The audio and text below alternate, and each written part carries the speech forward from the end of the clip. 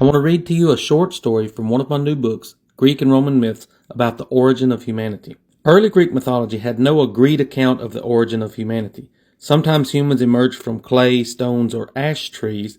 Much later, Plato claimed that the first man was a round ball with 8 limbs, but Zeus cut him in half to form the first man and woman. The best known origin tale is that concerning the Titan Prometheus, and for Bible readers, I think he compares to Satan. Prometheus, who one day made a man out of clay and water in the image of the gods, but he had to pay for his bold deed. To help men, Prometheus, whose name means forethought, stole fire from the sun's chariot and took it to earth hidden in a fennel stalk. Zeus was furious, so God was furious at Satan for creating humanity. He ordered Hephaestus to make a woman out of clay and send her down to earth. Her name was Pandora, and being made in heaven, she possessed every possible gift, including curiosity. At the home of Prometheus's brother, the slow-witted Epimetheus, which means afterthought, and he compares to Adam, there was a sealed jar that Pandora was told to never open. That's the tree of knowledge of good and evil. Of course she opened it, and so releasing all the suffering and torment that beset human lives to this day. In fear, she replaced the lid, trapping just one thing inside, hope. So they lost hope when Pandora opened her jar. The jar became known as Pandora's box. Zeus then took revenge on Prometheus, or Satan in the Bible account.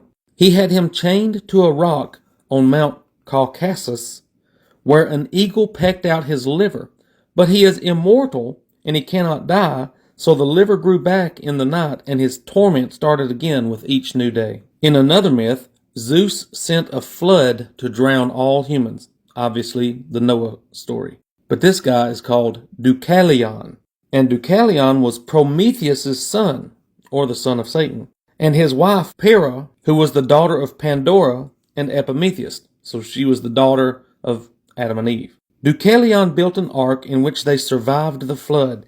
Ending up on Mount Parnassus, they prayed at the oracle of Delphi and were told to throw stones over their shoulders as they walked along. Those stones that were tossed by Deucalion turned into men.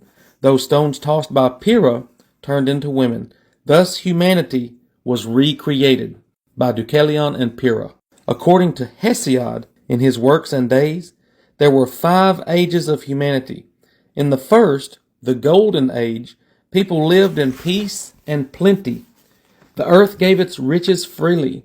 Wine flowed from the vine and milk came of its own accord from cows and sheep. Inasmuch as people never grew old, death was no more terrible than falling asleep.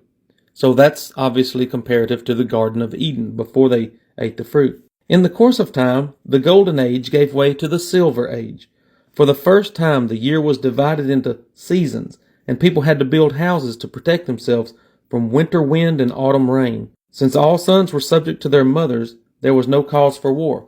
So this would be comparative to getting kicked out of the Garden of Eden after they opened Pandora's box or ate from the tree. But still, it wasn't as bad as it's going to get. In the Third Age, you have the Bronze Age. It was not until the Bronze Age that evil entered people's hearts and wars started. Fear, greed, and hatred ruled the earth.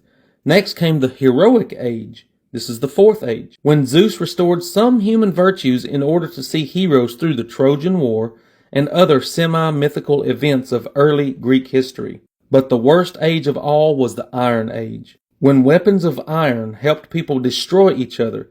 Yet people always lived in hope that the ages would be repeated over time, and one day Cronus would return and bring back the Golden Age.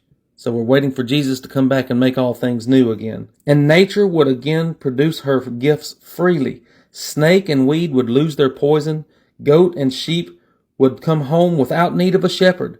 And sheep would grow fleece in different colors. Christians will suppose that these myths were copied from the true accounts of the Bible, but it's far more likely that the biblical account of the origin of humanity is just a variation on previously existing myths.